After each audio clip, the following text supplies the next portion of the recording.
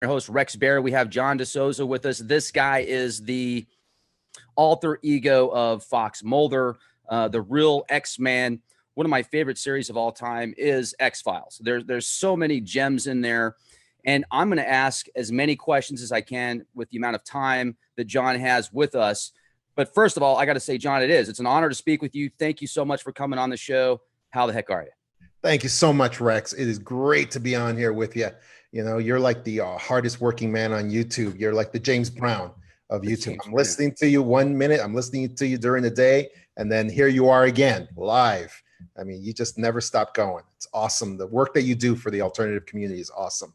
Thank you very much, folks. I paid him to say that. So, but if you enjoy what you're doing, is it really work? And I guess it is, but I love what I do. And I feel like if I wasn't doing this here, I used to do this for Fortune 100 companies that I work for, like during lunch hour and stuff, I'd be talking about the same kind of stuff. So wherever I am, I'm talking about this. So might as well do it here with you guys. But first of all, if you would, for the audience, because the last interview that you did with Jay, I read through a few of the comments. So just to get rid of the trolls right off the bat. Could you prove that you used to work for the FBI and you used to teach FBI agents how to be investigators? Sure, absolutely. I'm John DeSouza. You know, I'm pretty well known in the intel community. I was a special agent in the FBI actually for 25 years. I was. As a matter of fact, this pin I have on right now is what is given as the 25-year pin. Service pin in the FBI. It is what it is. And behind me on the wall where I'm putting my finger right now is my plaque that actually has my credentials that I used, my real credentials that I used during my time in the FBI. What they do is they give it to you so that you don't go and like rob banks, later on with your creds. They actually take your creds apart and they put them on a plaque here. And my badge number was 10585. That's publicly releasable information. As a matter of fact, let me tell people a PSA, because I'm in the paranormal community now, writing my books and all that. If you ever have anybody who is who claims to be an FBI agent, a CIA officer, or even a man in black claiming to be some intel, you never open the door. Well, you always get their name, John DeSouza. Get their badge number. My badge number is 10585. And you take those two pieces of information, then you call 202 area code, their headquarters, wherever it is. It's always in Washington, D.C. You always call that and say, hey, I got this guy at my door. Is he really in your agency? Is he a real dude? And with those two pieces of information, you can verify anybody who's claiming to be anything. Because let me tell you something, having been in the paranormal community now for a few years, there are people who claim to be CIA officers, FBI agents, and they're not. So please always verify. Don't talk to anybody. Don't accept anybody's word. Always verify that they are who they say they are. So with those, like I said, with those two pieces of information, you can verify anybody. Uh-oh. I lost your... No, we're here. That was user error. Okay. Thank goodness. What did you have to do to get into the FBI? Because isn't nowadays to get in, you've got to be like the creme de la creme in your field if you're in the military or law enforcement? Yeah, it's very difficult position to get. And luckily for me, when I was 23, 24 years old, I had no idea how hard it was to get in. So it's like one of those universe things. Because I didn't know how hard it was to get in, it never really became a big, very difficult for me. I just kind of fulfilled the requirements, and I got in as a special agent. And I got in at a very young age. They no longer hire you right out of law school at the age of 23, 24. Now the average age is like 32. You have to have, of course, your 4-year degree. You have to have 3 years of a graduate degree or work-related experience that they want. So, most of the people that they hire are lawyers, accountants, some former teachers, engineers, and it's usually a second for the position of special agent. It's usually a second career. So yeah, so the average age now is like 32. I became a lawyer. I went to law school. I graduated from law school, but I knew I didn't really want to practice law. What I did was I wanted to do something exciting, interesting. So that's why I was recruited right out of law school into the FBI, and that's when I joined. You know, I actually worked for the FBI for like an entire week, or no, maybe it was a couple weeks when I was 19 doing temporary service in the kitchen. I worked as a cook in the FBI building for a couple weeks as a temp. This was, geez, so I was 19 at the time. So that would have been, 20 years ago. Wow. That was at Quantico?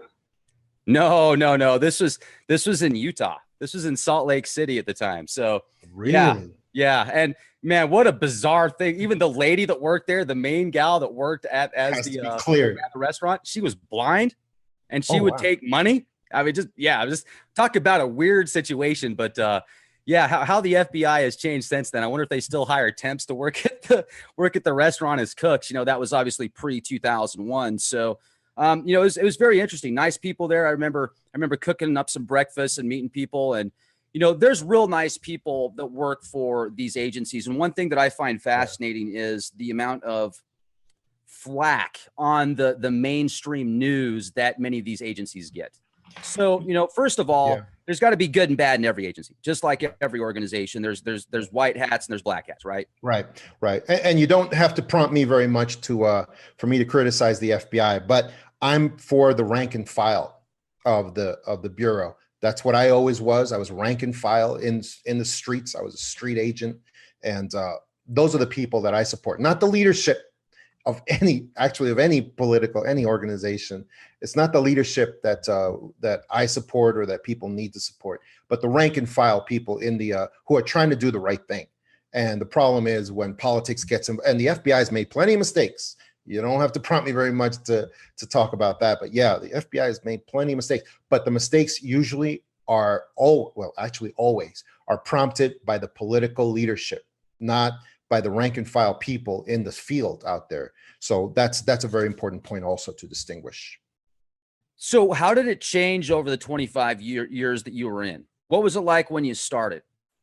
Well, it wasn't the way it is now. I'll tell you, it wasn't, they were allowed to do their job in the global war on terrorism, for instance. I worked on the 93 World Trade Center bombing. All of the terrorists who were involved in that, they were all put in prison for a couple of 100 years, each one. And we were prosecuting terrorists. We weren't just getting rid of them and doing what's done now. It's very different the way it's dealt with now.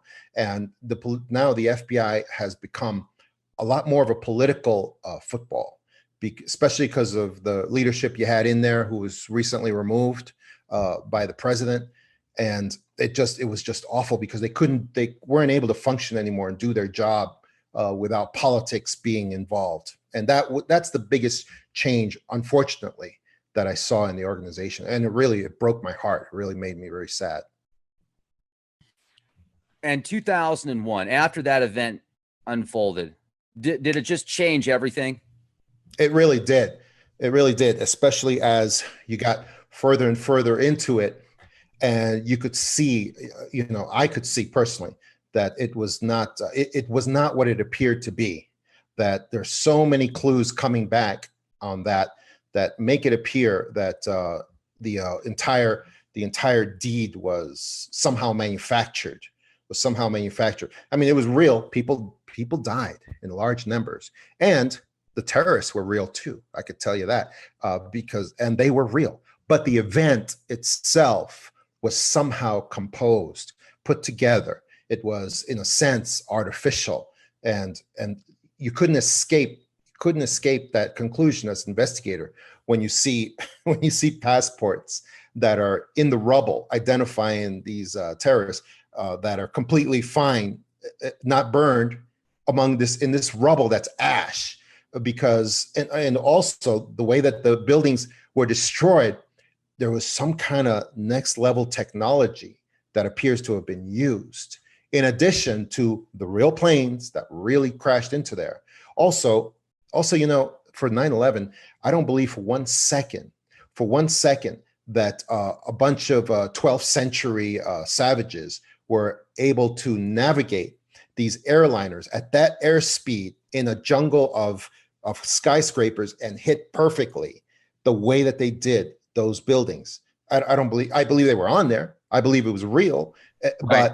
but I'm pretty sure there was some sort of next level technology, and that's what airline pilots have told me in after the deed, that the level of expertise and the level of of just luck that would have had to be involved is like 1 in a million for them to just navigate that at that airspeed, that kind of plane, those kinds of planes in that field of skyscrapers, and be able to hit perfectly the target that they wanted. I mean, it's just not realistic. It's not realistic that they did that. And what you said makes so much sense. So what would somebody that was going to design that, let's call them the dungeon master, what would they do? Well, first of all, they got to have a good patsy, right? So they get their patsy set up, they have them go train. And so, okay, well, you guys are actually going to the location to train to be a pilot. Then you're on the plane that hits. So they set everything up behind the scenes. So it does make sense in those aspects. But then when you start asking questions like, well, how did Tower 7 collapse within its own footprint? It didn't even get hit by anything. And it was a heavily fortified building. And it's well, I don't know, man. It was swamp gas from Uranus. I mean, people are just, and they don't even question those things. But, I do appreciate you bringing that up. And also, while we're at it, I've got to ask. I mean, I'm sorry, but I have to. It's HARP's fault. It's blame them. What's up with all these false flags, John? Yeah, these Sandy Hook. Yeah. I could go on Boston Marathon. Yeah. Again, what I want to emphasize, because I worked in the war on terrorism for so long, I want to emphasize with false flags, the terrorists involved are real. The civilian deaths, there are civilian deaths involved with a lot of these false flag operations that apparently are false flags, but there are real deaths involved also. And the terrorists are real, but they are what you just said. They're often patsies.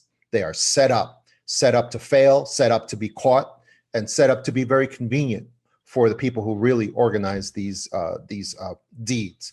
And if you want to see the actual original blueprint of these false flags, all you have to do is, and this is not secret stuff, all you have to do is go look up Operation Northwoods. Operation Northwoods.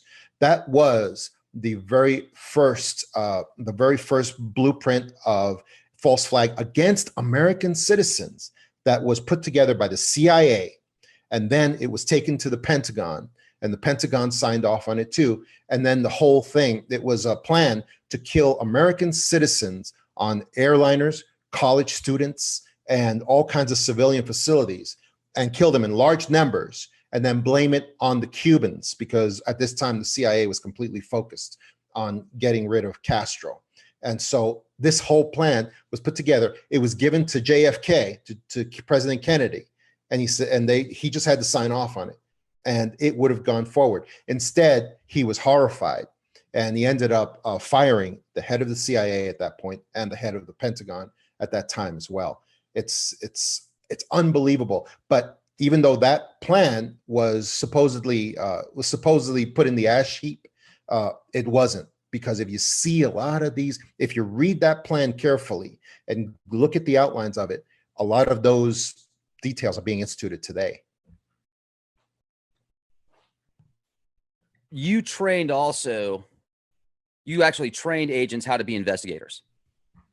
Yeah, I was a legal advisor in the FBI, used to give instructions on all kinds of stuff for FBI agents, especially investigation, things like that. So I try to bring that to people in my books as well. Now, especially my first book, The Para Investigators, I try to teach people what real investigation really means and what real evidence really is, because unfortunately that's been wiped out by television and by stuff where people just don't know what these things really represent, so that people can function in this age of deceit that we're in. We're in an Orwellian society now, where 100% of corporate news is completely false. It's all deceit. It's all manipulation. And people just need to learn how to distinguish, how to investigate for themselves, and how to see what's real and what's not. So there's 6 corporations that control literally over 90% of the media. Very easy to break in. And they'll Right. give bits and pieces of information, and then people that are in the alternative communities have to come up with their own ideas and do their own investigation. I think that about 90% of the alternative community is full of repeaters. And then Yeah. there's that 10% of genuine researchers. Right. And I do my best to research as much as I can before I turn into a repeater, Right. because, I don't want to be repeating the same thing that Bob said just because it sounds good. So Right. like you brought up, it's multi-leveled, and instead of hiding the information now, just throw out so much information that it's like finding a needle in a haystack or finding a specific piece of sand on a beach. It's Right. very difficult to do. So, and I want to get into, here's what I find fascinating is the ET phenomenon, the extraterrestrial possibilities, whether they're interdimensional, whether they're physical, whether they're both. And we talked off the air about my personal beliefs, but I don't need to get into that now. I want to get into what because first of all, it seems like we are being influenced from something behind the scenes. It literally feels like there is an entity that is feeding off of us that doesn't have human beings' best interests at heart. Yes. So what does it mean? They just psychopaths and they had a bad childhood, so they just hate us. And here's what I know for sure. What I know for sure is that for the last 60 years during the modern age, there has been this alliance between what I call the elite powers in control, because I don't like to say the I word. I like to say the elite powers in control, these central banking bloodlines that are dominating over the nations. And there's been an uneasy alliance between them and a portion of alien visitors, of these alien visitors that are malevolent alien visitors, let's put it that way, who are somehow working with these elites. And there is a standing order that has been out for 60 years, has been out to all the nations, which just basically very simply says, do not reveal or allow to be revealed anything real concerning alien visitors, UFOs, or alien visitation in general. That order is out. That order has been in effect throughout all the nations. That's why you see whenever anything happens that's actually in the paranormal with UFOs or alien visitors that's actually real, you see this mad scramble. They don't have to wait for orders. This is a standing order that all the nations always obey and always follow to cover up anything. That's why you see this mad rush to cover up at Roswell, what happened in 1947 when we had those crashes of UFOs in Roswell, New Mexico. We just had the 70th anniversary of that event. That's why you see, even when there's a multinational event like Rendlesham Forest that involved an American military base on British soil, that in 1980, that was invaded by many UFOs and even had some nuclear devices that were shut down, some nuclear missiles that were shut down. And then you have this invasion of the base. And yet you have United States and England cooperate right away without having to be prompted. They cooperate right away in trying to cover up everything, in trying to silence the soldiers that were involved, even the colonel for the entire base who was involved. They don't have to wait for orders. The cover up becomes immediate. So this order has been going on, and it goes beyond any president, any prime minister, and it's in effect all the time. Now, and then the question is, well, what's the reason for the order? What's the reason? Why is it that they just don't want? And here's the reason. Alien visitors want to be the ones to reveal themselves when the time comes. They don't want it to be interpreted or related or conveyed by anybody else, especially not the national governments. Go ahead, Edward. Oh, this is great, and I appreciate that. So, was it an actual international treaty that was signed? I mean, is there some type of secret faction that, okay, is there really men in black out there that there's an ET present? Boom, they're there. I don't think that there was an actual treaty. I mean, there's a lot of talk that Eisenhower was involved with some kind of a meeting in a treaty that had to do with but if that had happened, that was the one trading technology for abductees, right? Yes. And you know what? And what's funny is I do believe that happened, but I don't think it happened because one of the things that the elite powers in control do, one of the parts of data flooding, which I always say, data flooding is better for tyranny than secrecy ever was. That's one of my taglines, and I say that everywhere I go. And that's because you don't need secrecy when you have data flooding. And what they'll do is they'll take real things that happen, and then they'll represent it in a false way, in a false thing that never happened. So that way, if anybody does come forward with evidence of this, hey, there was a treaty that happened between the alien back in 1940, between the alien Greys and the. But then they already have out there in the public arena this treaty meeting between Eisenhower and the Greys that never really happened. You see, it wasn't real, and the evidence of it is also fake, very fake, with a lot of breadcrumbs of fakery all over these Majestic 12 documents, for instance, and it can be easily disproved. You see this metal? Remember they're showing those pieces of metal that look like little pieces of tinfoil? They're like, this is from the spaceship, and it molds, and it's nanotech. Exactly. And now the problem is this, is that part of data flooding is that those events could have really happened. They could have really happened. But now they're covered forever with this public announcement of fakery that is going to always cover it. So if anybody ever comes forward who's actually at the real meeting, it's no problem, because everyone will say, oh yeah, we know about that. That was debunked. That was fake. It was not true. That's just one of the layers of deceit that the elite powers in control use all the time. Now, did you see the images from, I think his name's Paul Hellyer?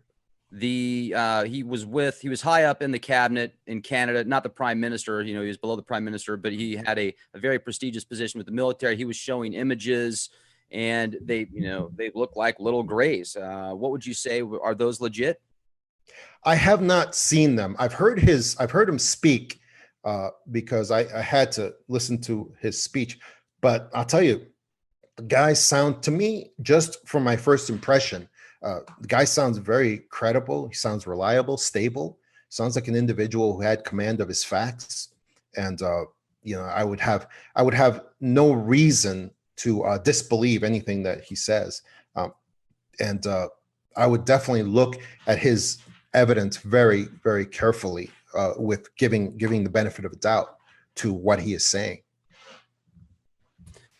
I've been doing a ton of research into, and this is a rabbit hole that I didn't think I would go down. I was one to think that the Anunnaki were, was a made up story. I was actually, when I first started getting into it, I thought it was kind of a CIA psyop, Tavistock type operation. But the more research I did, the more fascinated I become with these infamous characters. They're written about in Sumerian cuneiform tablets. They were talked about even for previous Sumerian times. They've been adopted throughout Greek mythos, Egyptian mythos, all these different cultures around the world. There's this one connection. You've got these Anunnaki. So you talked about and I really want to get into this with you, the information you have. Do you think that the Anunnaki are legit, man? I mean, are those the perpetrators? Are those the dungeon masters that are pulling the strings behind the scenes that we don't see, that they throw in our face? Sorry. Well, they were. I mean, but you're talking about even before the recorded history of man. I mean, we can see them represented everywhere on the monoliths, the megaliths throughout the Earth, and even on other planets. We see that they're, and I personally, I don't believe that alien visitors are physical at this point, that they can't, I don't believe that that's why my book is called The Extra Dimensionals. I believe they are extra dimensional, and that they don't really have the ability to be physical anymore in our universe. I believe that they can be physical for short periods of time. They change the vibration, and they can be physical for short periods of time. But when the Anunnaki were here, they were physical. That wasn't a problem for them at that point. Something changed though. Something changed, and now they cannot be physical for long periods of time here anymore. That's just, and I'm not sure what it was that changed, but yeah, it was the Anunnaki who were here. That's just one way of referring to them.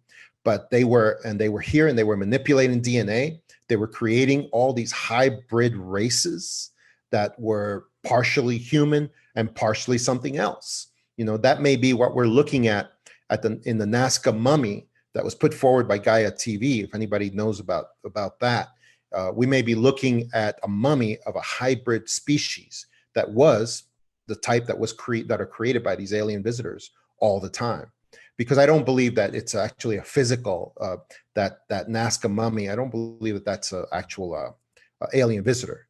But it does appear to be a non-human hybrid creature.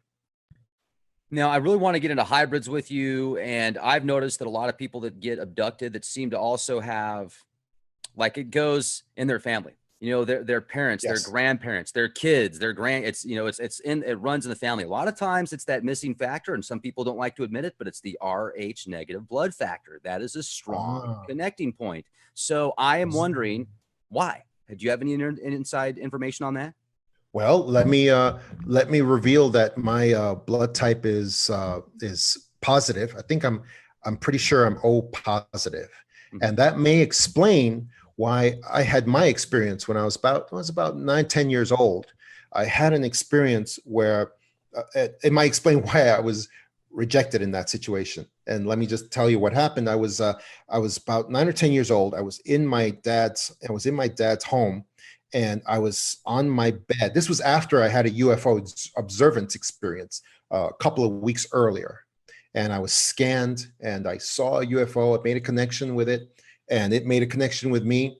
And then I went home, and a couple of weeks later, I was sleeping in my room. And again, I was about 10 years old. And suddenly the room changed. The temperature, vapor, I don't know, but everything just kind of changed. And I went stiff as a board. And I was in my bed, and suddenly I feel hands at my feet and my head. And I felt myself being lifted up incredibly easily, like I was a helium balloon half filled. And I was lifted, and wherever they lifted me to in the air, I continued to just float there. And then these things, which I couldn't see because I was completely paralyzed, I couldn't see, were lifting me up towards this, and I saw the ceiling coming closer and closer and closer. And these things and this was about 1 a.m. It was nighttime. It was really late. And I was being lifted up towards the ceiling. I saw the ceiling coming closer and closer. And then these things that were carrying me, which again, I could just see shadows. I couldn't see the things that were carrying me. And they were passing through the ceiling. Very easily. And I got caught at my forehead, wouldn't go through the ceiling. So they bumped my forehead against the ceiling a couple of times. And then they lowered me, and where they lowered me to, I stayed right there. And they started examining the ceiling, and I could see more or less the back of them as they were examining the spot on the ceiling where I wouldn't go through. They were like the worst engineers in the world. And then they kept looking at it, and then they kept lifting me up and trying again. As they kept bumping my forehead against this spot, I was able to move my neck more and more. And my first thought was look down at my bed to see if I'm dead, because that's what it kind of felt like. So I looked back, and there was nothing in my bed, so I was relieved. But then I could move over my head, and I was able to see towards my parents' bedroom was right next to mine. And the door was open, and I could see them in there. And I saw on the ground, I saw what looked like these 2 little gray children. They looked like children to me, holding their hands over my mom and dad in their bed, just holding their hands like this, like a stasis, like they were holding them and say, and I could see my mom and dad struggling. I could see sweat on the bed underneath them. And it looked like they were struggling to wake up, but they couldn't. And I saw these little children, what looked like little children, holding their hands over the bed and keeping them asleep, it looked like to me. And as I was able to move my neck more and more, I then was able to look more at the first creature, and I could see those black wraparound eyes, and I could see it appeared what I know now to be like a gray creature. And I saw it. He saw me just for a second, and I heard the only words I was ever going to hear from him. All I heard was the one on the ground say, "He's awake," in my head. And as soon as he said that, it was like a cord was cut. I fell down into my bed, very heavy, like a sack of potatoes. And I just hit the bed. And then I looked and they were gone. Everybody, they were all gone. And so anyway, and that experience, I was awake after that. I was ready to wake up my parents and I was really excited. And I was like, I would never sleep again. And then I fell asleep and I was out for like 8 hours. And in the morning, the adults were all walking around and deciding what to do, what happened. And it was crazy. So you just reminded me of that story with the Rh negative because I am O positive. It's funny. Now, I wonder if your mom or your dad has the negative gene. So you would be like, it would be dormant with you. That's fascinating. That's an incredible story, by the way, because that correlates with one, just to confirm your story. I mean, I have a very dear friend that's told me many of her experiences and her family members' experiences. And she talks about these little grays being like little children. And she says they're real cute. And when I've brought to her before, do you think they're synthetic or robots? She's like, well, if they are, they certainly don't. She thinks that they might be a hybrid, like you say, but she doesn't think that they're just robots. She feels like they're actually real beings. And they look like cute little children until you see the eyes. When you see the eyes and the eyes see you, like Barney and Betty Hill said, once you see those eyes, it's like, I don't know, it's just something very cavernous, very soulless that just you see in those eyes. And and then there's no resemblance to children anymore. Do you think it's their eyes, or do you think it's like a suit covering their eyes possibly? It could be. I mean, it could be. They just, to me, they just appear to be low level creatures, like just created a low level to function at a low level. And so they may be, they just themselves may be very robotic, even though they're alive. I believe they're alive, but not in the same level as we are. That's how I see it. Yeah, absolutely. Who do you think's making them, John? The same ones that it's those Anunnaki, the same ones that made all these hybrid creatures that we see on the pyramids, that we see in Egypt, that we see in all of these megaliths all over, these half bird, half people, these alligator head creatures. There's the same ones that make these grays as well. Muted. You're muted. Yeah, I know. I was just moving my screen here. I was making sure that we've got a whole bunch of people in the live audience right now. So this is great. It's actually more than normal. So very happy to see so many people here listening to this. And I was going to say, I feel like it's the Anunnaki that are manipulating, creating these beings just like they did pre-deluge. And they're using them to hybridize and to get DNA and extract it, maybe to continue their life. Maybe they feel like they're Cylons and they have to re-download their body in different DNA bodies. What do you think? And that could be the ultimate plan, because one of the things I deal with in my books, especially my last book, The Extra Dimensionals, is the fact of how long these abductions have been going on, and also these cattle mutilations, the animal mutilations. And one thing that abductions and animal mutilations have in common is that they're not really what they're named for. They're absolutely not. That's another deception by the elite powers in control. Human abductions, alien abductions of humans, are not really abductions. They are harvestings of tissue, of human tissue. That's their real purpose. That's the real agenda of what's going on with these abductions. It's to collect this human material. They're building up some huge, the same thing with cattle mutilations. They're not mutilations or animal mutilations. That's not what they are. They are harvestings of animal tissue. That's what they are. That's their real purpose. That's their real agenda. Same, and again, and if you think how long these things have been going on, how many cases, I mean, just the cases I've looked at just in the last 20 years or 40 years, there's so many of these abductions and these animal mutilations, and they've been going on for so long and there's so many cases of them. Just think how much there's some kind of bank that they're building up of this human tissue, animal tissue. And eventually the thing about money in a bank is eventually you have to spend it. You have to use it for something. And eventually they are going to use this enormous bank of human tissue, animal tissue. it's going to be used towards something. Well, what's it going to be used towards? It's going to be used towards what the Anunnaki were doing in the past, to create these hybrid creatures, to create these monsters, these creatures that are going to help them with their ultimate agenda. H.R. Giger, man. He was in the know. I'm telling you, that guy, as far out as he was, the stuff that he put together on his canvas, his art, parallels what I was just thinking of, these Anunnaki dudes taking this DNA and creating some type of like physical bioform that will allow them to feed off of it. And it would be like some chicken that you see in those new vertical farms. They'll look like chicken in the Matrix, where they genetically modify them so they can't see, and they just sit in these freaking machines while they get fat, and then they get slaughtered. And I mean, it's wow. I mean, how far could they go with this, man? It's funny, but it's scary at the same time. Yeah. I don't want to be on something like, and they're just like, I mean, oh, the loose, we enjoy his soul. Just, man, what are we going to do?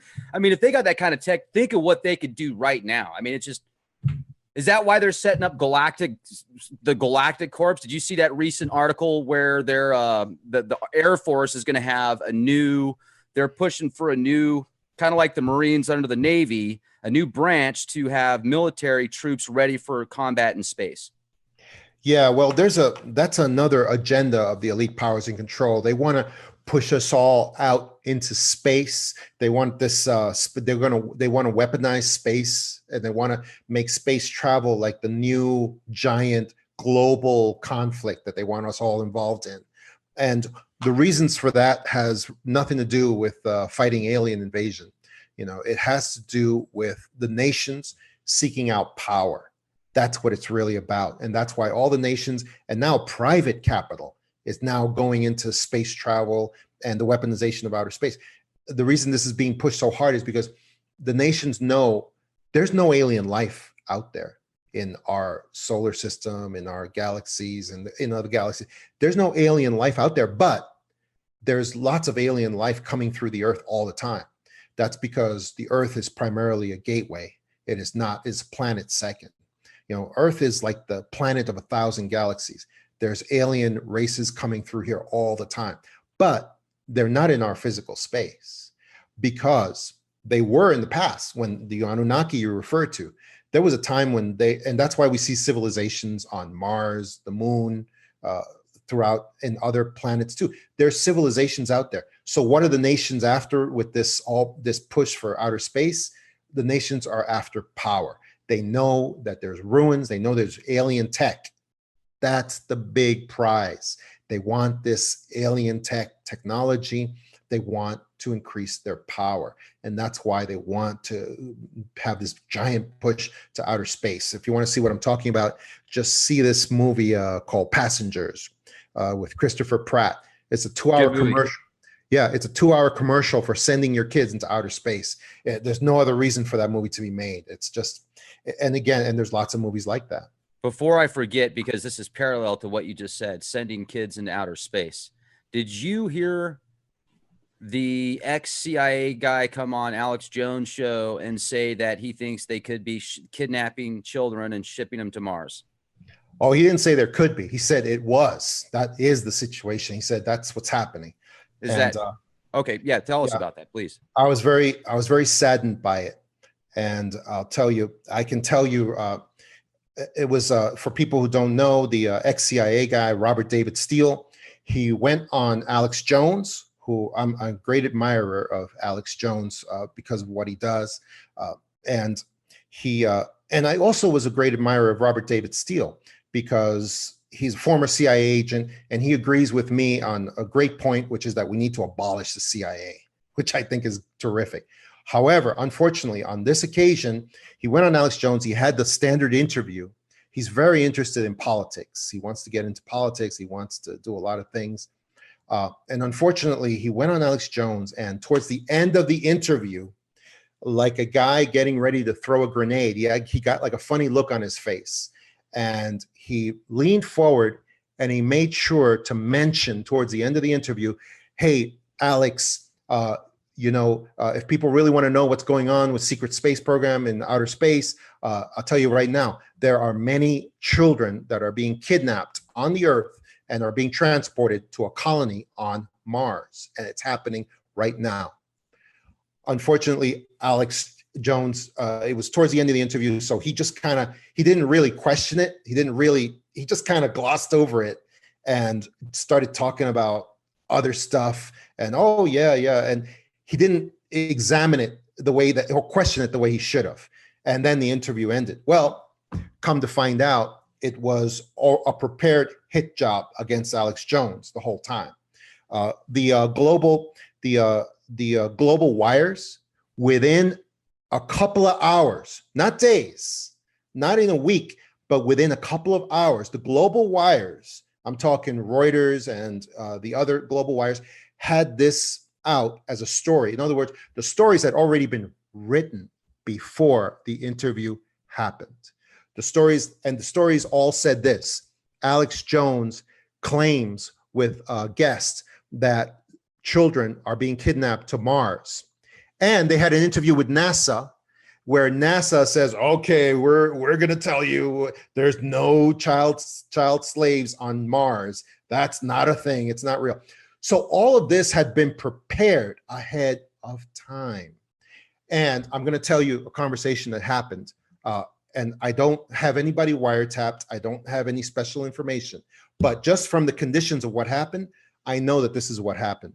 Robert David Steele is not a malevolent guy. He is not, he's a very sincere guy, and he believes in trying to dismantle this secrecy apparatus that is so tyrannical in our country. But what happened to him is he's interested in politics. So here's the conversation that I know I'm speculating, but I absolutely know that this happened. Because he's in contact with mainstream media, because of his political things, he's in contact with regular politicians, Cynthia McKinney, former senator, and he's trying to get a lot of political things done. So he was probably, yeah, pretty certain he was in contact with some mainstream media figure. And they probably told him, hey, that's great. That's this interview that you've got going with Alex Jones. You know what? Ask him about child slaves on Mars towards the end of the interview, because we're really interested in hearing his reaction on that. And Robert David Steele probably said, okay, I'll make sure to ask him that. And just innocently, not knowing anything more. And I'm very certain that Robert David Steele then went forward. And if he would admit that that's what happened, I think it would go better for him. Because right now, he was just answering questions with Carrie Camelot, Project Camelot. And he said, this is the only time I'll ever answer questions about this, because Alex Jones has taken down the interview. Alex Jones is saying, this guy set me up. And it really does look that way, because Robert David Steele, right afterward, he went on yesterday with Carrie on Project Camelot. And the first words out of his mouth were, well, the whole thing was a hit job. The whole thing was a hit job against Alex Jones. And yeah, that's what it was. But the problem is President Trump, right? Oh yeah, exactly. Because one of the things that the deep state, one of the things they're terrified of right now, and this, again, this is more behind the scenes stuff. Donald Trump is getting ready to, whether he's going to do it or not, he is making the preparations to create alternative network media, an alternative network. And the deep state is very concerned about this. So they're trying to attack different bases of support that he has in the alternative media, like Alex Jones, try to wipe them out, and again, attack Donald Trump at the same time. But what I'm saying is Robert David Steele was part of that hit job, probably unintentionally. I don't believe he did it on purpose. I think he was just, he's in these constant conversations with the mainstream media figures. And so I think they used him to help this operation as the final piece in this operation to go forward. Because if you look at what happened immediately the same day, you can tell that this was an operation that had been set up already way ahead of time. The articles had been written, the wires had been alerted, and all of this, and NASA had already been contacted to be told, what was coming and what was going to say, what they were going to say to make the whole thing complete. So it's very unfortunate. And I think it's going to have a lot of effects for a long time to come, because, and here's the worst part, because it goes back to something that we were talking about. The worst part is this: there could actually be children being kidnapped and being sent to Mars, because this could be an example of what we were talking about before, where the elite powers in control, they set up this theater, this operation to put forward something that's really happening in a ridiculous context, in something to make it look bizarre and stupid and crazy, so that if information actually ever gets out on the real operation, what's happening, a real whistleblower steps forward, it'll be covered. It won't matter because it's in the public arena in this ridiculous way. Is that how you can explain seeing so many of these exercises gone terrorist events that are in cartoons like Family Guy, The Simpsons? There's I could count more than what's on the fingers of my hand. There's so many times that events unfold, whether it be Robert Williams' suicide, the same day that he commits suicide, Family Guy comes out with an episode where he's almost commits suicide. I mean, how is that a coincidence? Really? Now that's a separate thing, though, because that is more like, and this is something that the elite powers in control use all the time also, but it's a separate branch of their actions. That is like sigil magic. It is like sorcery. It is, and it's at least that's the best way to describe it.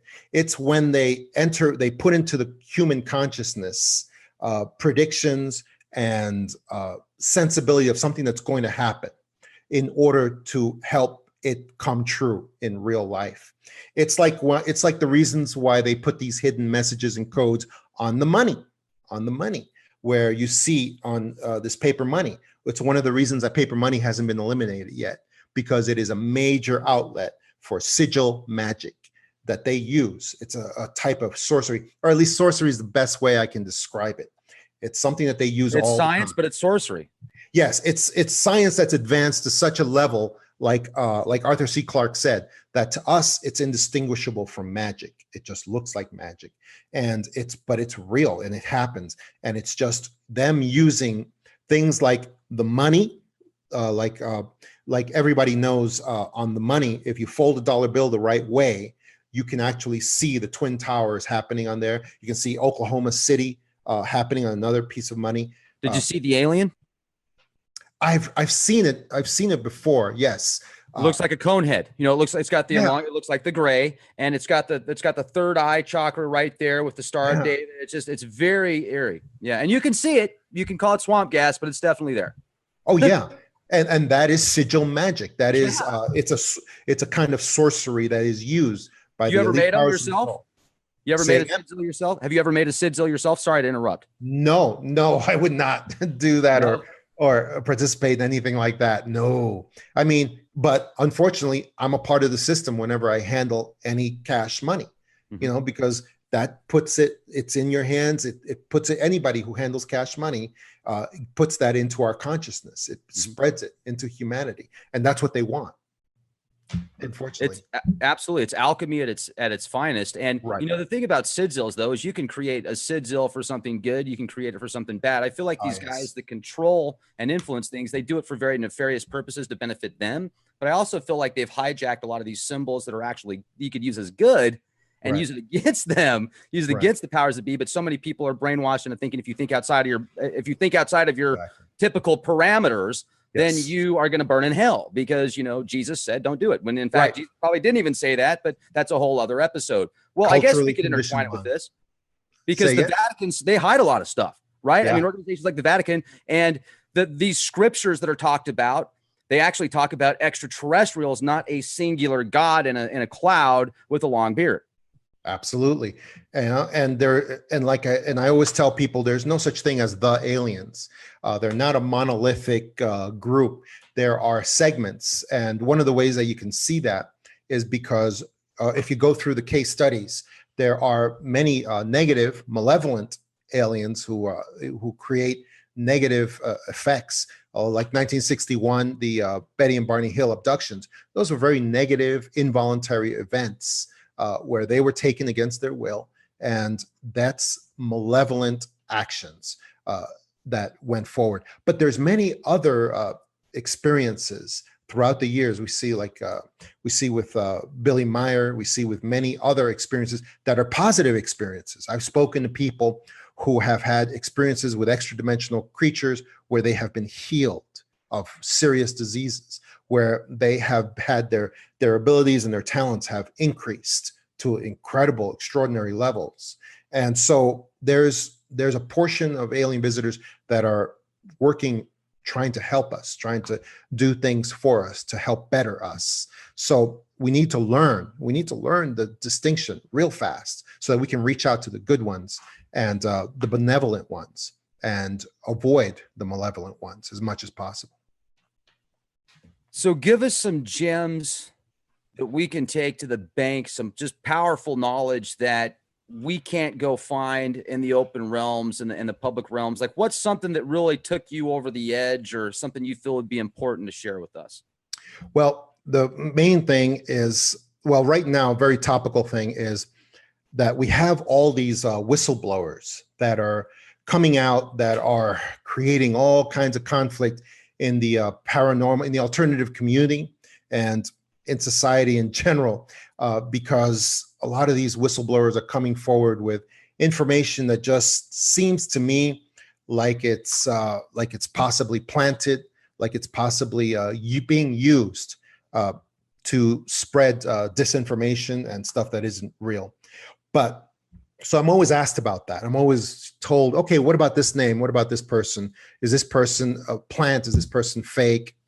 And I can never do the analysis that way. Instead, what I do is try to teach people to fish for themselves instead of giving them a fish. And the simple thing is, here's the analysis that we use at the FBI in order to evaluate an informant, a whistleblower. They're the same thing. They're the same thing. And what you do is always a two-pronged analysis. And if you apply this to anybody who's coming forward with any information, you can, for yourself, you can decide right away, this stuff is no good. We reject this. Or it is good. We're going to give it a chance. We're going to give them the benefit of the doubt. And it's two-pronged. One prong is evaluate the person themselves, the person that's coming forward, whether they're a whistleblower, they're an informant, whatever they are. And it's the first part of it is called MAP. It's called MAP. You analyze motives. You got to get the motives. Analyze their access to that information. How do they get it? Where does it come from? Motives, motives. What are their motives? What are they looking for? Are they looking for money, for fame? Or are they just looking to help other people that have a common experience? And then last part of MAP is personality. Are they stable, reliable? Are they consistent? Was what they were saying 2 years ago, is it the same or similar at least with what they're saying now? See, so that's the first part, that you analyze the personality, and that's MAP under that. The second part is you analyze the material. So that's SUC. It's substance, the actual substance of what they're bringing forward. What kind of stuff is it? They're saying that kids are on Mars. Third person report, that's it. That's all they've got. And then the second part you call unbelievability test. Is it believable? Is it credible? Is it something that, or is it completely novel? Is it something completely that's never been heard before? And then the last part, C, it's corroboration. Is there any, it doesn't have to be witnesses, other witnesses. It can be an item of evidence, anything that's consistent with this really happened. So that's the second part, material and personality. That's it's MAP and it's SUC. Well, it's SUC. That's the best way, the second part. And here's the trick about this double-edged, this double-pronged analysis. If a person passes one part, they don't have to pass the other part. And we can take that information and really consider it and really look at it very carefully. In other words, if the person has a personality that has such stability, reliability, then you're going to pay attention, and this is a natural human tendency, you're going to pay attention to what they say, regardless of how much substance is there. On the other part, even if you don't know anything about their personality, about the individual, if they pass on the material prong, in other words, their material is rock solid, it's backed up, it's backstopped, it's reliable, it has some substance to it, then you don't really need to know that much about their personality because the material has such value, intrinsic value, that you're going to give it a pass. You're going to look at it very carefully. So yeah, that's what I try to do with people. I try to tell them, I'm not going to tell you which whistleblower is a fake or which one is real, but I'm going to let you have this test so that you can apply it yourself and look at it very carefully, and you can evaluate the person for yourself. And this test will always give you the right answer, pretty much. That's cool. I absolutely like that. It's a multiple step process that you can take. It's a formula that you can use to get to the truth, or as close to the truth as possible. You know, I really respect that. And so I guess that's what you taught people when you were in the FBI as teaching to be an investigator. What do people in the FBI think about people like me and conversations that we have here on the Leak Project? Well, Mr. Conspiracy theorist galore over here. Well, if you want to know the truth, it's like secret pleasure because most of the rank and file, I mean, they can't openly be into this sort of thing. They can't openly be reading David Icke books and listening to Rex Bear, but in private, man, they absolutely do. They absolutely, and I know personally of people who listen to people who are in the national security structure, who listen to you and to others that are on the alternative media, and they just can't do without it. They can't do without it, and they love it. But they can't be open about it either. That's what they think. Well, that just made my day. Once again, folks, I paid him to say that. So thank you, John. I appreciate that. That's cool. I mean, that makes me feel good to hear that people actually think for themselves, even a part of these establishments, that the media paints a picture of everybody being evil.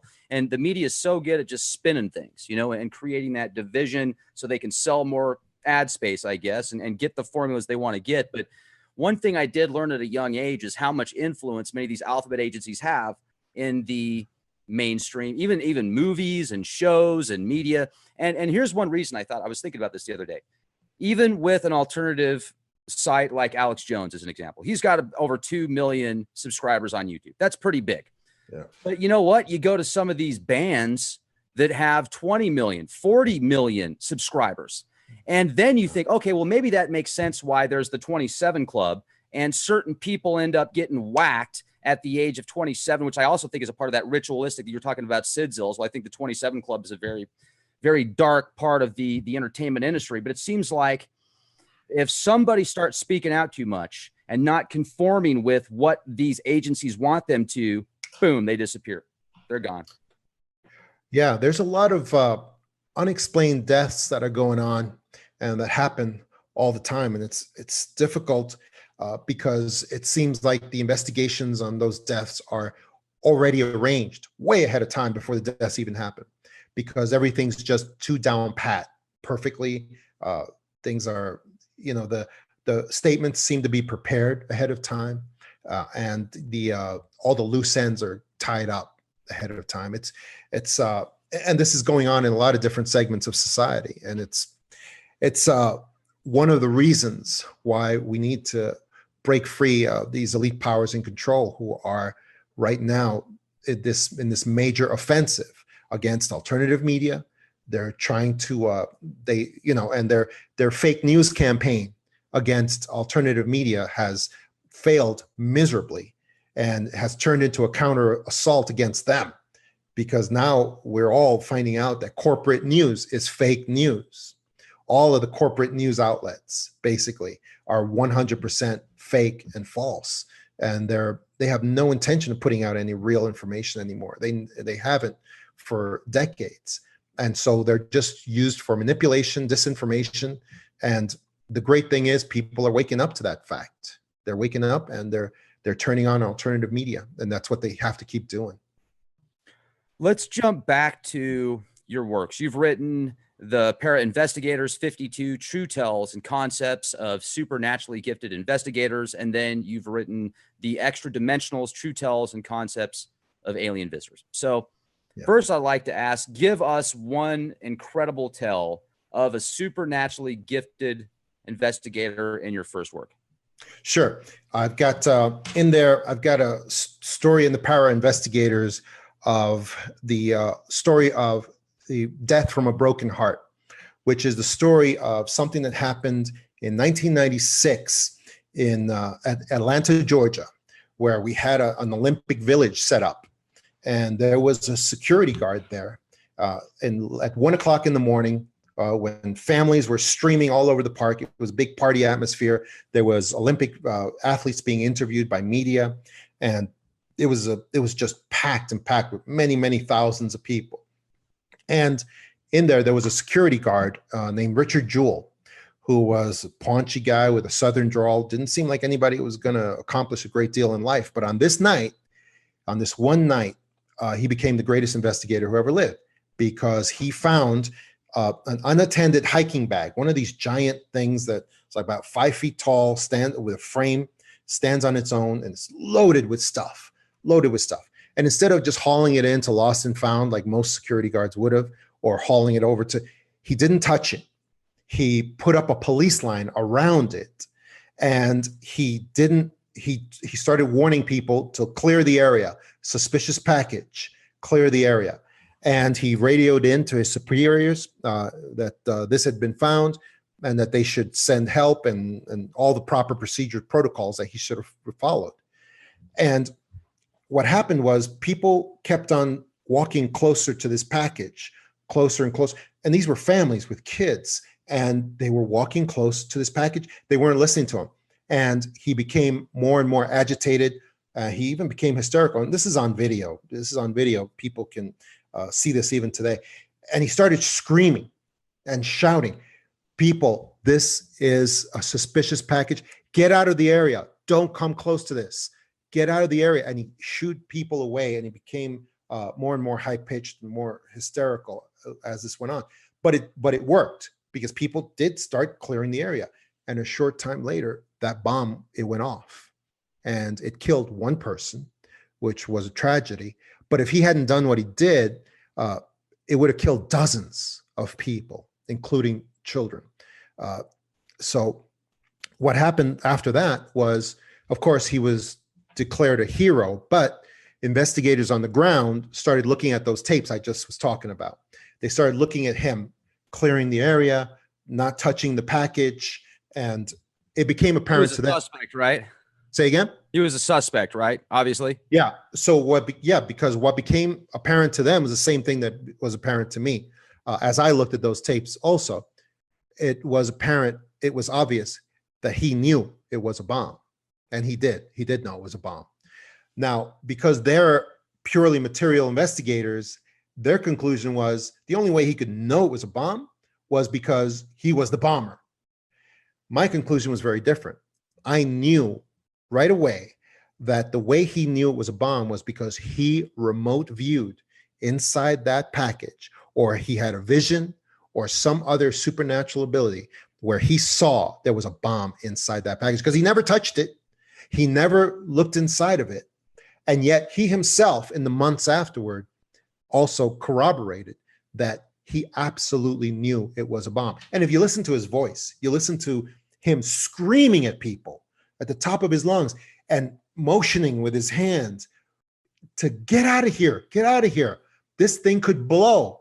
It was obvious he did know it was a bomb. And the only explanation is supernatural for him having seen. In the months afterward, he never did admit that he saw what was in there supernaturally, but he did admit that he did know it was a bomb later on. So, of course, they ruined his life. They destroyed his life. They declared him a suspect. The newspapers all went all over the world with the news that he was probably the bomber, that he had made up this bomb because he was a wannabe cop and he wanted to do all this. So they basically ruined his life for 88 days. At the end of the 88 days, for the first time, a U.S. attorney stepped forward and said, "Whoops, sorry, he's not a person of interest. He's not a guy." But it was too late. His health was broken, and he died. He died at the age of 42 from heart disease and a couple of other things. But I always maintain that he died of a broken heart, because he loved law enforcement and he loved these agencies. And what he did was he used an ability that he had to save dozens of lives. That's all he did. He was a great hero. And instead, he was treated globally. I mean, globally, he was treated like he was an evil villain. And of course, people know that shortly after that, Eric Robert Rudolph confessed to being the real bomber and to putting together that bomb in Olympic Village. And he had done several other bombings as well. So that also corroborated that he was the bomber. So anyway, that's just one example that I have in my book, The Para Investigators, of many, many supernaturally gifted investigators who all they did was help people and save people's lives. And then sometimes, because people don't understand or accept the manner in which they provided that protection, they excoriate them, they punish them. It reminds me of the superhero story. You know, that the superhero has to have an alternative identity, because if they know who he is, the people he's saving go after him. Yet the villain, the one that's causing all the pain and suffering, he gets all the money, he gets all the honey, he gets all the women, he gets all the fun, and he causes all the chaos. So that's, it's funny because I have a friend, she passed away, unfortunately, at a very young age. And she was like this master hypnotherapist. And I was talking to her about that Flash Gordon thing, like, man, I would rather be Flash Gordon than Ming. And she's like, why? Ming gets to have all the fun. He's got the castle, the dynasty, everything else. Why would you want to be the good guy when the villains are the ones that get all the fun? But, some people are just born into that, man. Some people they don't care about that as much. That's secondary. They would rather, for some reason, want to help people when they get shit on all the time. It's just bizarre. Like what you're doing is, I feel pretty honorable. The fact that you worked in law enforcement / FBI for 25 years, and you're coming out now kind of giving an alternative aspect to the industry and the paranormal. People have been called conspiracy theorists for so long. It's neat to talk to somebody that has some credentials that say, yeah, it's a good thing to be a conspiracy theorist because you're thinking for yourself and you're not actually a brain dead zombie that's like 2 steps away from walking around like they do in Walking Dead, but maybe not eating people's brains. I mean, that's what I see when I look outside now. People are walking zombies. Do you see that? I mean, what's going on with people? Absolutely. By design. And conspiracy theory was a label that was created by a CIA shop after JFK's assassination, because they were trying to brainstorm how to stop people from theorizing or going after the real truth of JFK's assassination.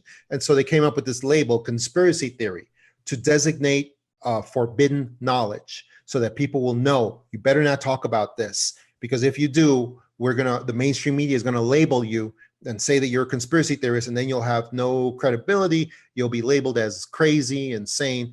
And so now the new label is now that kind of run its course, and people are kind of wise to that. Conspiracy theory has kind of lost its power.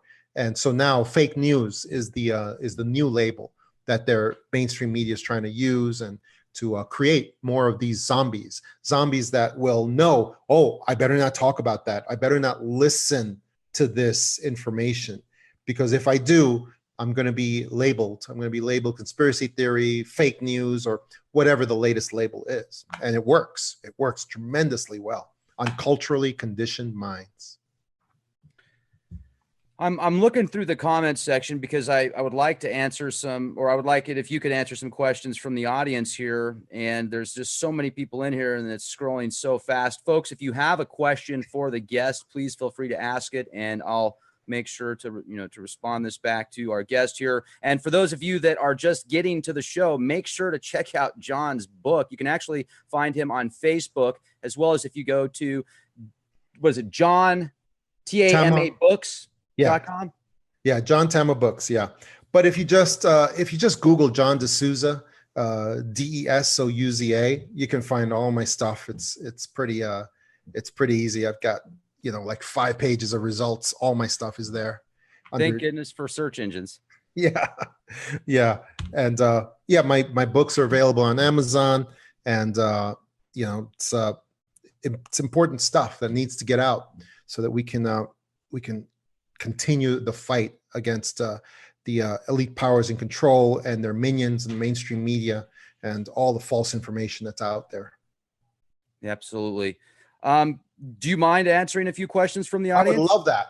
Awesome. Okay, great. Yeah. So who killed JFK? Everybody did it. And when I say everybody, I mean everybody who was there at the time. All of the and this is the problem with government and is that in government agencies is that they just follow orders. And so it depends on what your definition of being involved is. But if the Secret Service was told from a level above the president, they were told, you're going to stand down this day. And the head of the agency, stands down. And for whatever reason, but he didn't know there was going to be an assassination. But let's say he stood all his guys down that day. They didn't run alongside the limousine like they were supposed to. But he didn't actually know there was going to be an assassination. But if he participated by standing down, then is he equally guilty? Is the Secret Service equally guilty that day? That's the question. Because if that's the case, then pretty much every agency was given orders to do certain things that day that were out of the ordinary. And so that's why I like to say everybody did it. Because at one level or another, everybody was advised something was going to go down that day. And where did it start? Do you know? Say again? Where did it start? Who gave the order? It's the same people who gave the order for 9/11.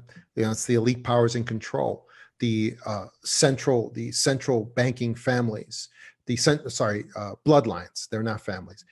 Bloodlines that need to control everything, that were so alarmed by JFK, just like they were alarmed by Lincoln, saying that he was going to go back to a partial gold standard, silver gold standard with our money. So that was the real reason. It wasn't alien disclosure. It wasn't the real reason was he was going to break out of the Federal Reserve, and he went goodbye. That was the prime motivating factor for the elite powers in control who ordered his death. That's what I believe. That was the central reason. There were others as well, but that just helped to get more people on board with the assassination. That's what I believe. Somebody in the audience is asking if you ever feel like your life is in danger because of the information you. No, not at all. Not at all. Because everything I talk about is it's paranormal. It's esoteric. It's not the sort of material that the government is concerned about. They only care about stuff that they see as real world stuff. So if I was to be running around telling you bad things about politicians or things that are going on in the political world, then I think the level of concern would be much more. But everything that I talk about is in the paranormal community. It's esoteric knowledge. It's stuff that government people don't really see as real, unfortunately, but that's just how they see it. And I've learned that over this last few years, that all the topics in my books are stuff that they're not that concerned about. So that's how I see it. That's why I don't feel like that danger is there. What's the biggest threat in the eyes of the FBI and most people that work for the Bureau? Well, the biggest threat for them is always terrorism, because that's always been a central mission for them. And that's always been something and I'm talking about the rank and file. The leadership is always temporary and that changes and so forth. But for the organization itself, terrorism is always real terrorism. I'm talking about, not when they're ordered to go after people who just want to be in the middle of the forest and be left alone. That's not real terrorism. And FBI rank and file knows that. They know what real terrorism is, and that's always their primary concern. So, like, what's some stuff that you can tell us that we don't hear about the mainstream news that would be considered a very serious red level terrorist event that you guys thwarted? Because you guys were there, you took care of it, made sure it didn't happen. There's such a thing as a statistic that FBI agents can claim and others can claim as well. It's called Terrorist Act Prevented. It's actually a little form that we can fill out and we can check off a box and take credit. And we can say Terrorist Act Prevented when there's an operation that's going forward that's going to kill a lot of Americans, and we stop it. and I've been given awards for that sort of thing, and many other FBI agents have been given awards for those sort of things. And the only sad part is that we can't actually say the act that we prevented, because it was prevented. So therefore, it never went into the public eye in a trial, in a criminal trial, or anything, because it was prevented. So it's just funny because we can never talk about it because nobody ever found out about it.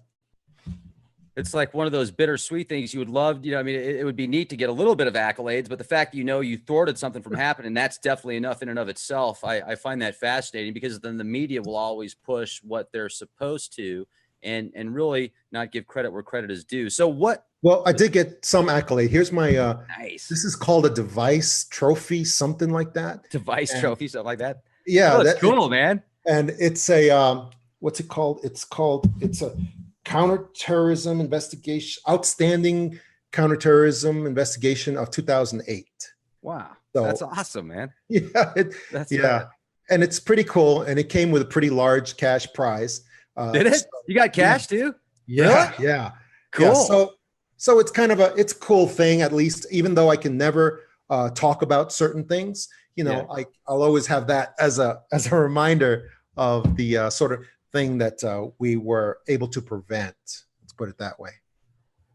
What is the biggest terrorist threat? I mean, you say terrorist, but I mean, if you were to think about your past 25 years and things that you've stopped from happening that could have been terrorist events, or things that did take place, is it the Muslim extremists? Is it the Christian extremists? Is it the Smurf extremists? Is it the the pagans that dance naked in the woods? I mean, is it the Amish people?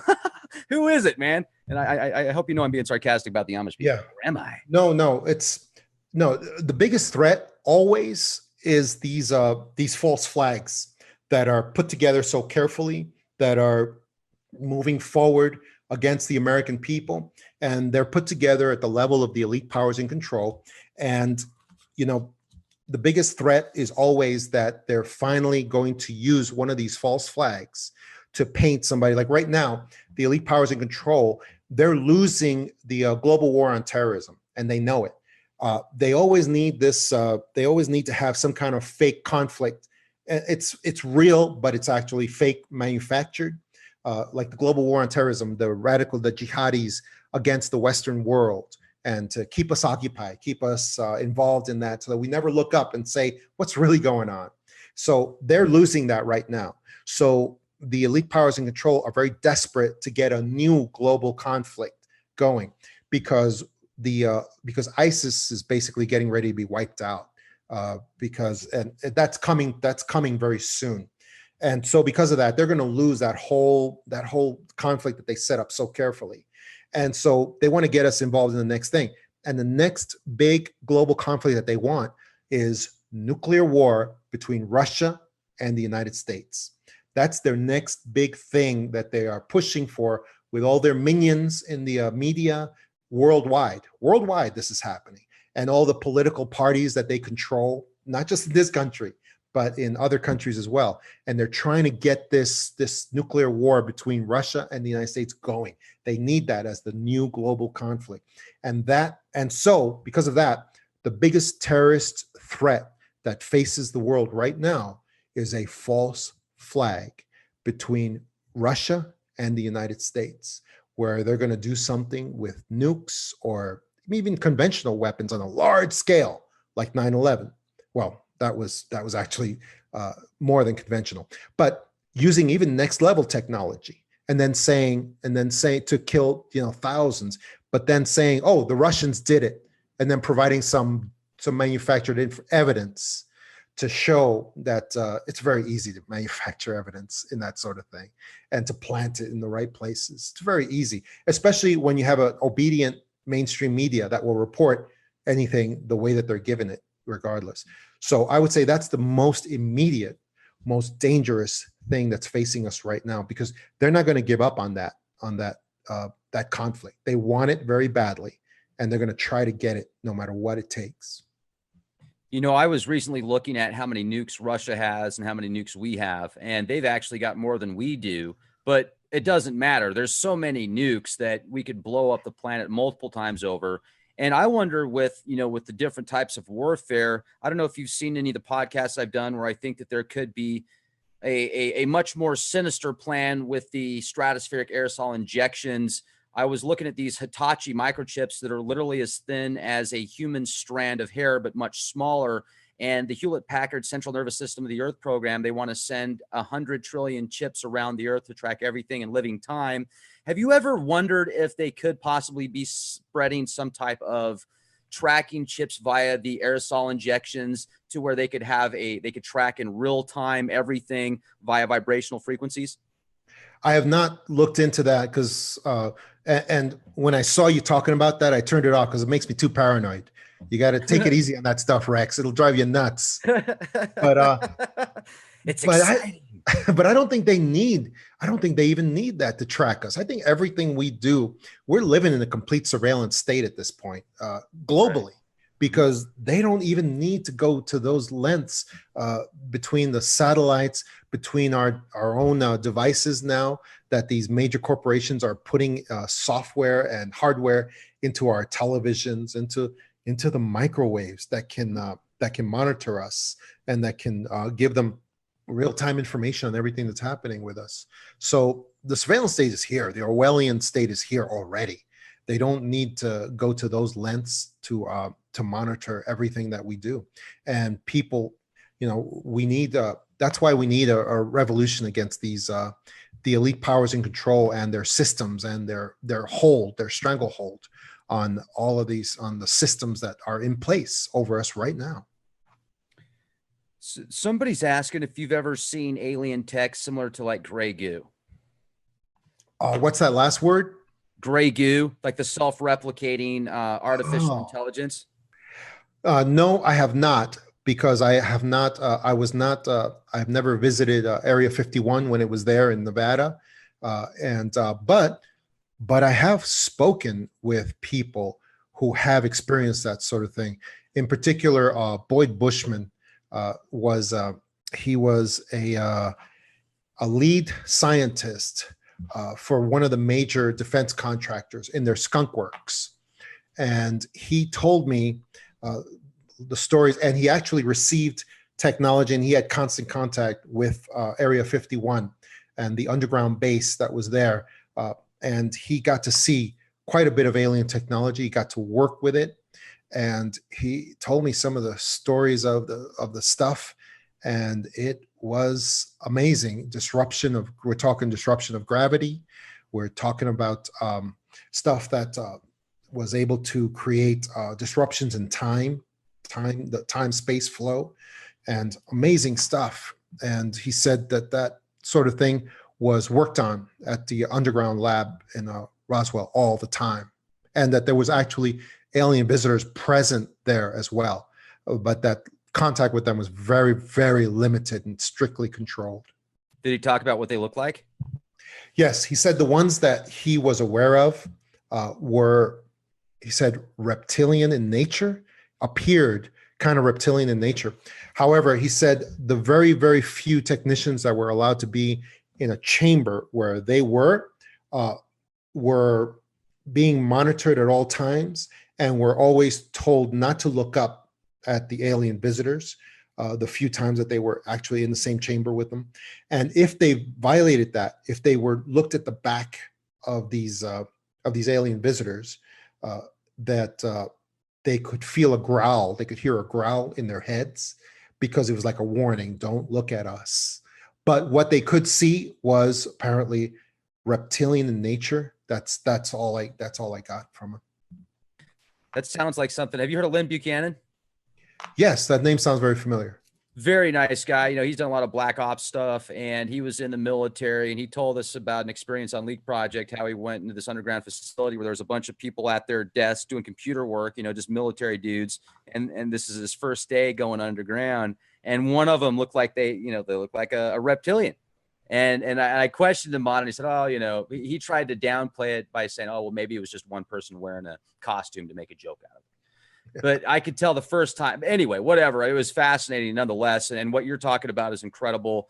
And I would certainly be just amazed to see one. It would be so fascinating to validate all of this, because I've had personal experiences that have happened to me that I haven't shared on Leak Project, that I have no question ETs exist, but you think that they're all interdimensional and not necessarily physical. And why do you think that, with as big as the universe is? I mean, even the TRAPPIST system that's just 40 light years away, which is like our neighbor, galactic neighbor, they say there's possibly 3 planets in the Goldilocks zone. I mean, even mathematically speaking, wouldn't it be impossible to not have other physical beings like us on other planets just like our own in the universe somewhere? Right, but then why aren't they here already? If all of these existed and they were there, then they've got to be interstellar by now, judging from the age of the universe and by just probabilities in general. So the chances that they were there means that they should been here by now. And I'm talking in large numbers, doing open commercial trade on the White House lawn, in front of the UN building. They should have been, if they're physical, like us, if they really are physical, like what the crash of Roswell tries to teach us, if they're really just a bunch of physical beings like us, just traveling around in these tin cans, and they could just, then why aren't they here in open numbers? Why aren't they here, collecting, trading, doing everything that they're supposed to openly and in large numbers? And the answer is they're not. They're not. They're more of this peekaboo phenomena where they appear, don't appear. They're here, and so it's like Jacques Vallée has said in the past, the alien visitor phenomena is much more like spiritistic than physical. It just seems that way, which lends to the further hypothesis that if they're not physical, then they're not in the physical universe, and yet they are here on Earth all the time.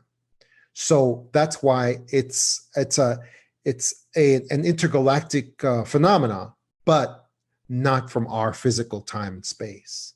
It's from other places. And the place where I first got that is from an FBI agent who wrote a memo in 1947. And it's something that I examined in my book, The Extra Dimensionals. And it's the memorandum that I call the smoking gun document.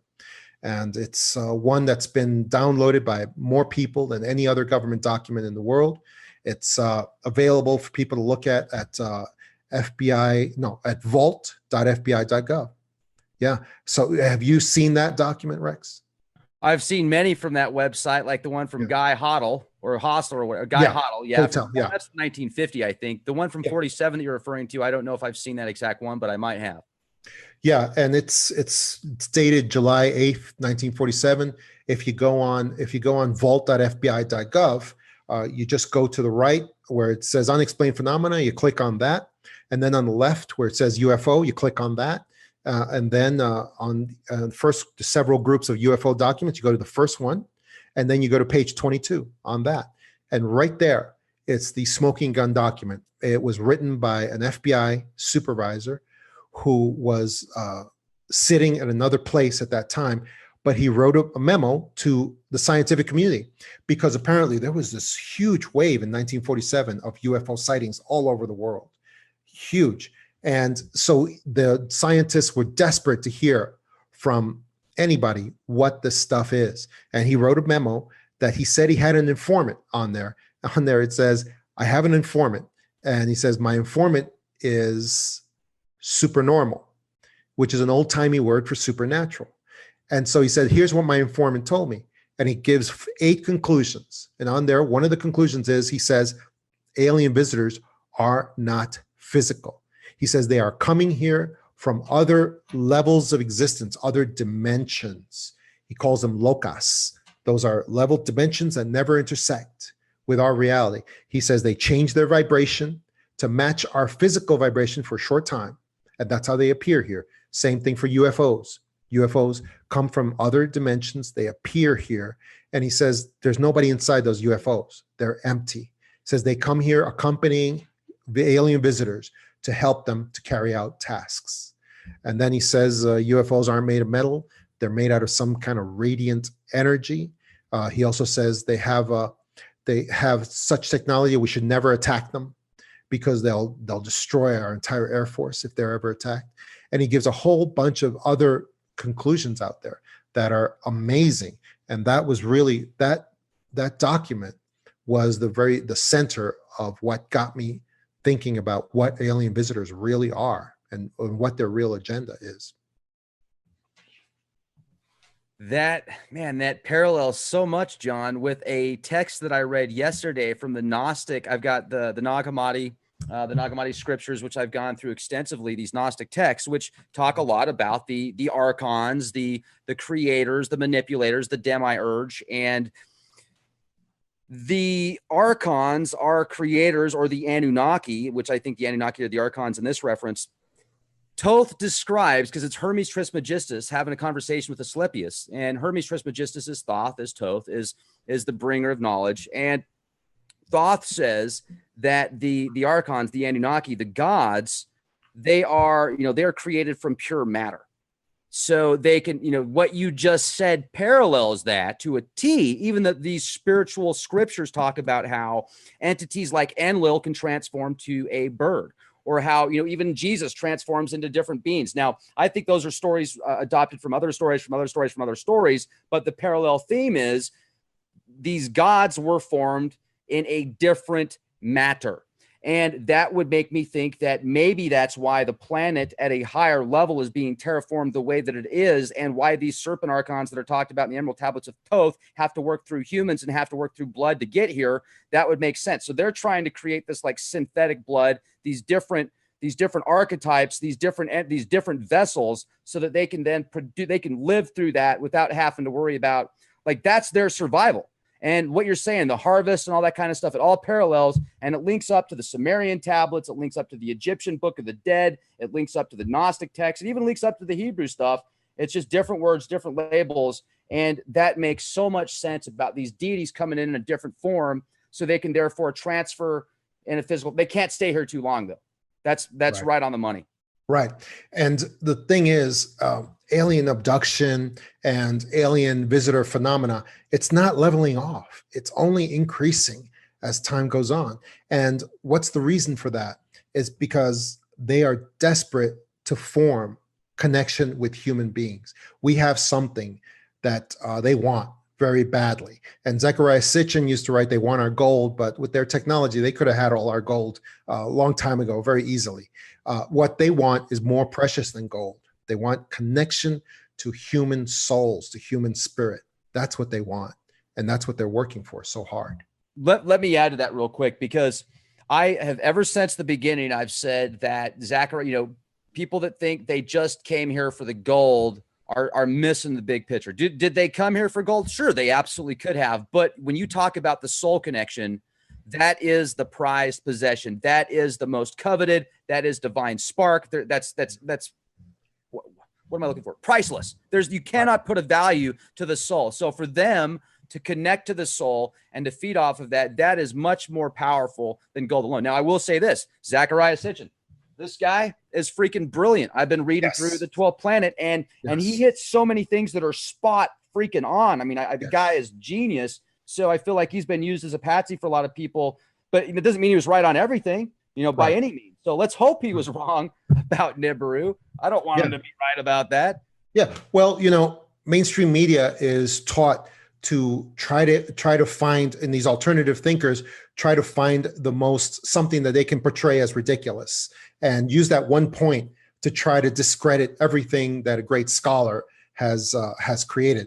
Like when they go after David Icke for the reptilian Queen's royal family of England, and they use that as the club always against David Icke. And they do the same thing with Zecharia Sitchin with wanting the gold and all that. So it's a very common thing, and so it's too bad, because it tends to work. That's the unfortunate thing. Oh yeah, it certainly does. What can you tell our audience? I'm getting a lot of questions about Antarctica and what's going on out there. I'll tell people what I do with Antarctica is, and I've never been part of a secret space program. I haven't been sent to Antarctica for anything weird. But what I do have is I have web crawlers out, which anybody can do. You just have to figure out how to how to do it. Web crawls out for information on Antarctica from people who are actually there or returning from Antarctica. And these can be low-level workers or medium-level workers. And everything keeps on coming back that they found a civilization under the ice. Some kind of civilization has been found under the ice. And it's there, and part of it is apparently dead. But the big prize that is the reason why in 2 years we've gone from 5 countries being there to 32. Now there's 32 countries there with military, scientific personnel. And the reason for that is because there is alien tech that is there. And the nations want their share of that alien tech. Stuff that's mind-blowing, apparently, is there. And so now they're all jockeying for position to see who gets what portion. And that's gonna lead to some amazing things in the next few months. But they need a cover story. And I think the cover story is going to be Nazi base. They found a Nazi base with advanced technology under the ice, which there could be a Nazi base there, New Schwabenland. That could be, but if it is there, that's like 1/1000th of what they found. But it's going to be used as the overall cover story to prevent people from looking any further, because the overall directive is still in effect. You cannot reveal anything about alien visitors or alien or UFOs or anything of that sort. So that's still in effect, and I think it's gonna continue to be in effect. But something's going to be released in Antarctica in the next few months, and some of it's going to depend on Putin and Trump and how they decide to deal with it as well. You know, I've noticed that the ginormous ozone hole is over Antarctica, and it's stayed there. Have you ever wondered if maybe certain powers that be are attempting to manipulate that part of the planet to cause the ice to melt so they can start pulling up this tech more also and taking advantage of it? It could be, but I don't believe that they need anything to melt. They are right now putting so much infrastructure into there. If you go on Google satellite, you can actually see carriers that are coming into the peninsula, the Antarctica Peninsula, where most of the personnel are.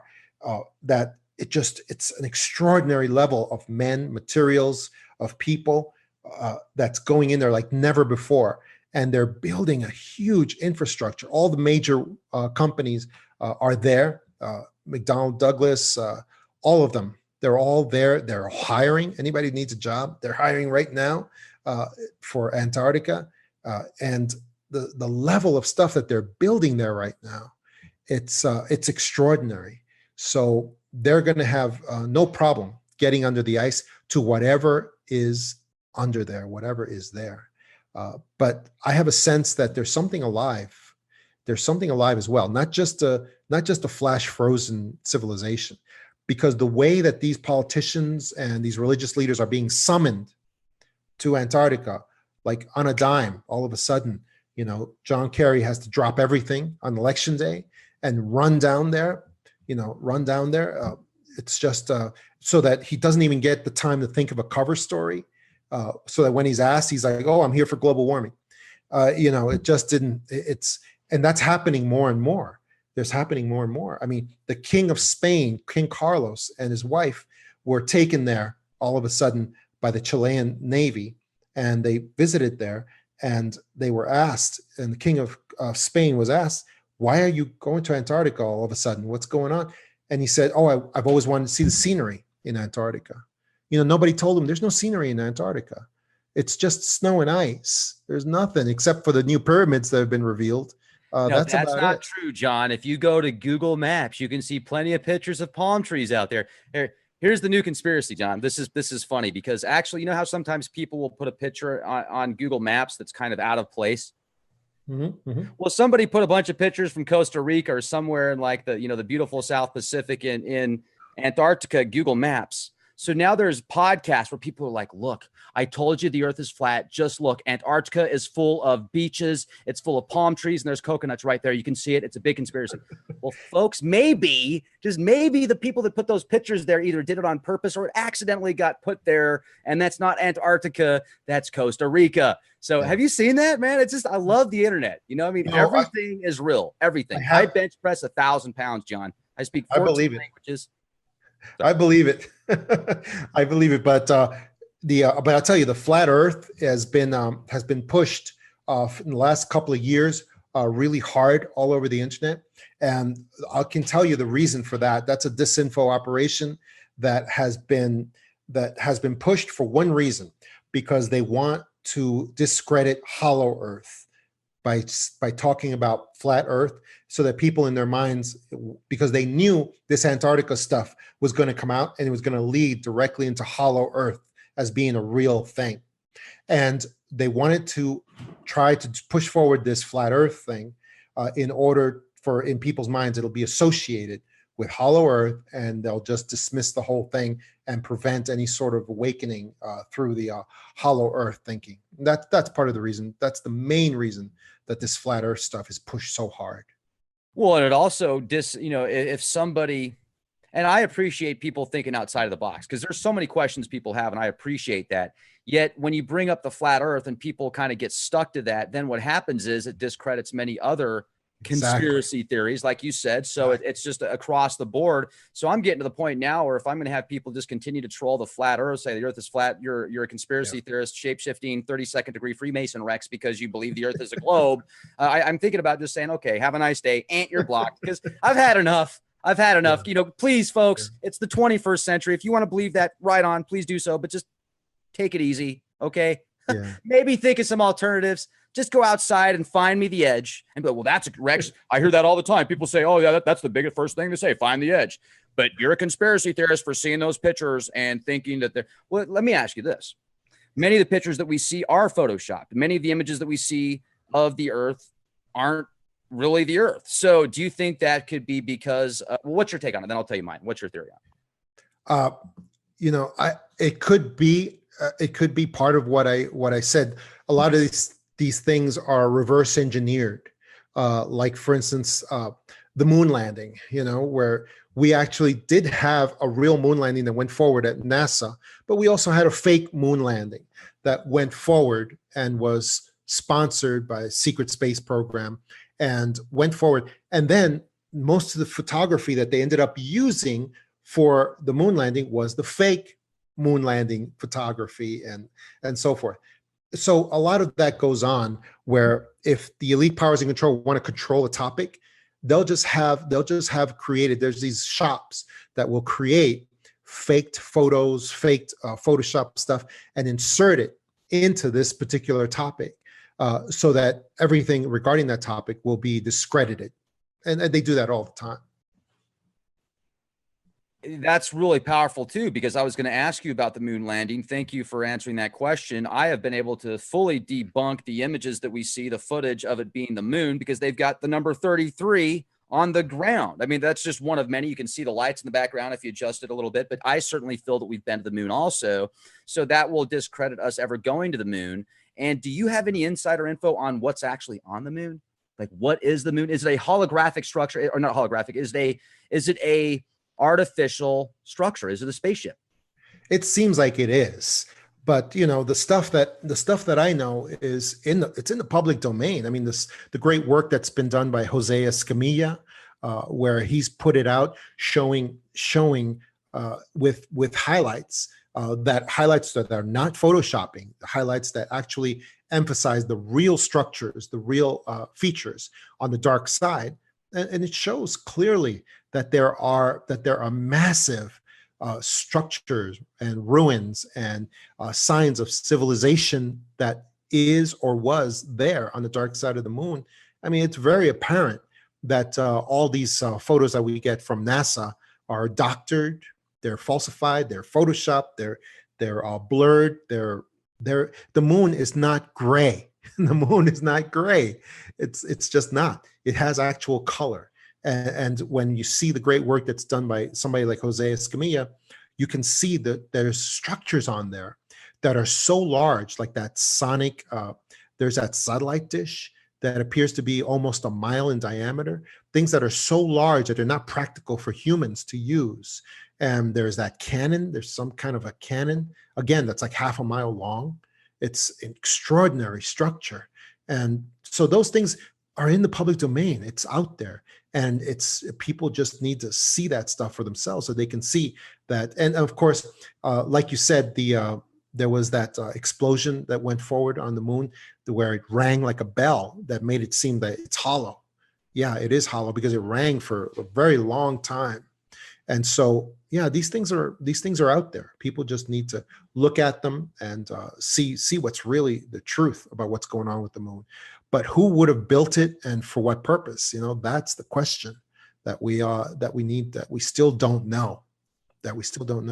Do you think there's factions within the government, though, that actually know? I mean, do you think that there might be those vaults of intel that they just, like the Vatican suppresses and the Smithsonian and certain private institutions? Well, I mean, you know, I recently got to sit down with Jacques Vallée, and he told me in a couple of sentences stuff that would have taken me an entire book to explain. And one of the things he said to me was that the government doesn't have anything that they can provide for disclosure. There's never going to be disclosure because there's no government that has a plan that they can uncover and say, hey, here it is. This is what's going on. What the government has, what the government agencies have, is mountains and mountains of data.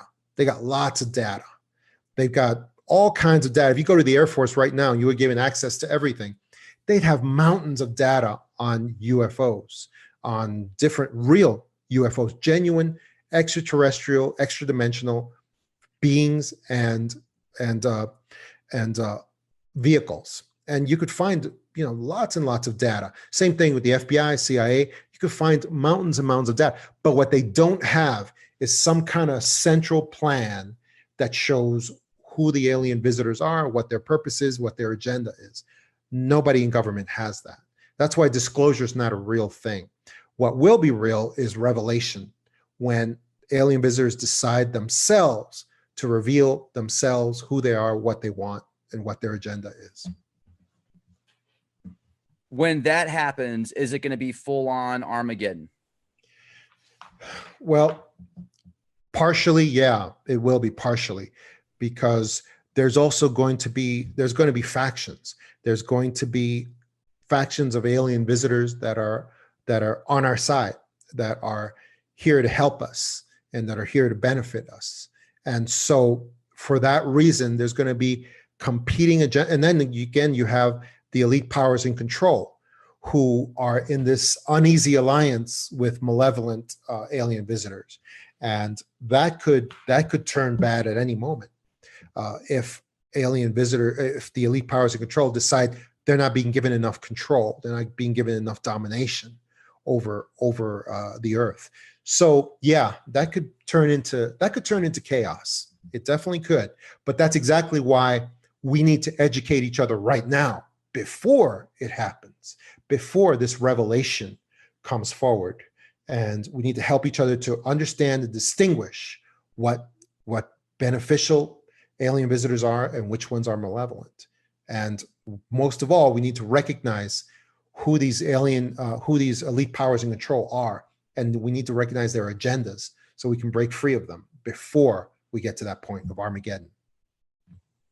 You know, I mean, do these organizations, though, fund the FBI, fund the CIA, fund the Department of Defense, fund the military-industrial complex? You know, they're paying the congressmen, these, you know, whatever. I mean, so how do you break out of that without? I mean, you know, how do you do it in a fashion that's, you know, mind over matter kind of deal? You can only break out of it on the micro level. And because it goes forward on the macro level, at a high level.